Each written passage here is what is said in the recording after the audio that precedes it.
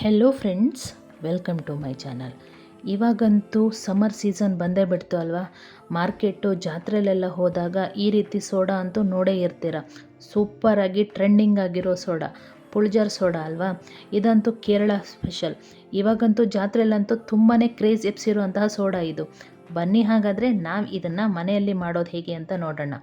ಇವಾಗಂತೂ ಸಮ್ಮರ್ ಸೀಸನ್ನಲ್ಲಿ ಈ ರೀತಿ ರಿಫ್ರೆಶಿಂಗ್ ಆಗಿರುವಂತಹ ಸೋಡಾ ಸಿಕ್ಬಿಟ್ರೆ ಮೂಡಂತೂ ಸೂಪರ್ ಕೂಲಾಗಿರುತ್ತೆ. ನಾನು ಇದನ್ನು ಮಾಡೋದಕ್ಕೆ ಮೊದಲನೇದಾಗಿ ಒಂದು ಮಿಕ್ಸಿ ಜಾರನ್ನು ತೊಗೊಂಡು ಅದಕ್ಕೆ ಒಂದು 2-3 ಸ್ಪೂನ್ ಆಗುವಷ್ಟು ಪುದೀನ ಎಲೆನ ತೆಗೆದು ಹಾಕ್ಕೊಂಡಿದ್ದೇನೆ. ನಂತರ ನಾನು ಇದ್ರ ಜೊತೆ ಇಲ್ಲಿ ಒಂದು ಸ್ವಲ್ಪ ಕೊತ್ತಂಬರಿ ಸೊಪ್ಪನ್ನು ಸಹ ಆ್ಯಡ್ ಮಾಡ್ಕೊಳ್ತಾ ಇದ್ದೇನೆ. ನಂತರ ಇದಕ್ಕೆ 1-2 ಇಂಚ್ ಆಗುವಷ್ಟು ಶುಂಠಿನ ಸಿಪ್ಪೆ ತೆಗೆದು ಕಟ್ ಮಾಡ್ಕೊಳ್ತಾ ಇದ್ದೇನೆ.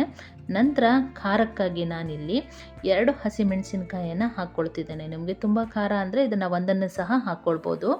ನಂತರ ಇದಕ್ಕೆ ನಾನಿಲ್ಲಿ ಸ್ವಲ್ಪ ನೀರನ್ನು ಬೆರೆಸ್ಬಿಟ್ಟು ಚೆನ್ನಾಗಿ ನುಣ್ಣಗೆ ರುಬ್ಕೊಳ್ತಾ ಇದ್ದೀನಿ. ಇದನ್ನು ನೀವು ನೋಡಿರ್ತೀರ, ಸೋಡಾದ ಒಳಗಡೆ ಒಂದು ಪ್ಯೂರಿನ ಹಾಕ್ಕೊಳ್ತಿದ್ದೀವಲ್ಲ, ಆ ಪ್ಯೂರಿ ಮಾಡೋದಕ್ಕೆ ಮಾಡ್ತಾ ಇರೋದು. ಈ ನೋಡಿ ಫ್ರೆಂಡ್ಸ್, ಇವಾಗ ಆಗಿದೆ. ನಾನು ಇದನ್ನು ಪಕ್ಕಕ್ಕೆ ತಿಟ್ಕೊಳ್ತಾ ಇದ್ದೇನೆ. ನಂತರ ಗ್ಲಾಸ್ಗೆ ಜಸ್ಟ್ ಒಂದು ಡಿಫ್ರೆಂಟ್ ಆಗಿರುವಂತಹ ಗಾರ್ನಿಷ್ ಮಾಡೋದಕ್ಕೋಸ್ಕರ ನಾನಿಲ್ಲಿ ಒಂದು ಪ್ಲೇಟಲ್ಲಿ ಸ್ವಲ್ಪ ಉಪ್ಪು, ಅಚ್ಚ ಖಾರದ ಪುಡಿನ ಸೇರಿಸ್ಬಿಟ್ಟು ಏನು ನಾವು ಸೋಡಾನ ಮಾಡೋದಕ್ಕೆ ಗ್ಲಾಸನ್ನು ಉಪಯೋಗಿಸ್ಕೊಳ್ತಿದ್ವೋ ಅದರ ಮೇಲ್ಗಡೆ ಸ್ವಲ್ಪ ಲಿಂಬೆ ರಸನ ಈ ರೀತಿ ಹಾಕಿ ಈ ರೀತಿ ಗ್ಲಾಸನ್ನು ಮಗಚ್ಬಿಟ್ಟು ಇದಕ್ಕೆ ಪ್ರೆಸ್ ಮಾಡಿದ್ರೆ ಈ ರೀತಿ ಸೂಪರಾಗಿರುವಂತಹ ಒಂದು ಗ್ಲಾಸ್ ರೆಡಿ ಆಗುತ್ತೆ. ನೀವು ಬೇಕಂದರೆ ಮಾಡ್ಕೋಬೋದು, ಇಲ್ಲ ಅಂದರೆ ಡೈರೆಕ್ಟಾಗಿ ಸೋಡಾನ ಗ್ಲಾಸ್ಗೆ ಹಾಕ್ಕೊಳ್ಬೋದು. ನನಗೆ ಇದು ಚೆನ್ನಾಗಿ ಅನ್ನಿಸ್ತು, ಹಾಗಾಗಿ ಈ ರೀತಿ ಮಾಡ್ಕೊಳ್ತಾ ಇದ್ದೇನೆ.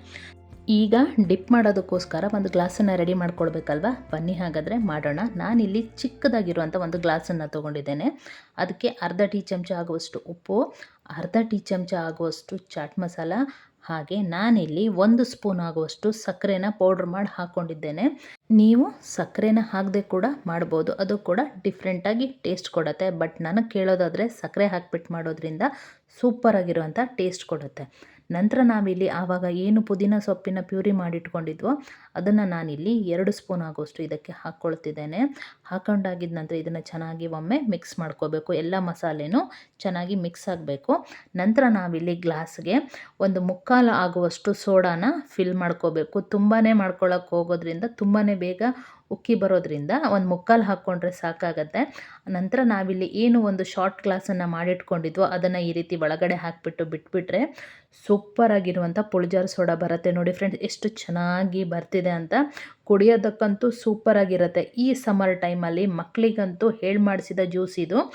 ಮಕ್ಕಳಿಂದ ಹಿಡಿದು ದೊಡ್ಡೋರ್ವರೆಗೂ ಡಿಫ್ರೆಂಟ್ ಆಗಿರೋ ಟೇಸ್ಟ್ ಇದು. ಹೊರಗಡೆ ನಿಂತು ಕ್ಯೂ ಅಲ್ಲಿ ಕುಡಿಯೋ ಬದಲು ಮನೆಯಲ್ಲಿಯೇ ಸೂಪರಾಗಿ ರಿಫ್ರೆಶಿಂಗ್ ಆಗಿರುವಂಥ ಮತ್ತು ಹೆಲ್ದಿ ಆಗಿರುವಂಥ ಜ್ಯೂಸನ್ನ ಮಾಡ್ಕೊಂಡು ಕುಡಿಬೋದು.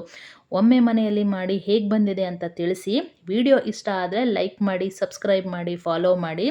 ಇನ್ನೊಂದು ಹೊಸ ವಿಡಿಯೋಗಳೊಂದಿಗೆ ಮತ್ತೆ ಭೇಟಿಯಾಗ್ತೀನಿ. ಅಲ್ಲಿಯವರೆಗೂ ಥ್ಯಾಂಕ್ ಯು ಫ್ರೆಂಡ್ಸ್.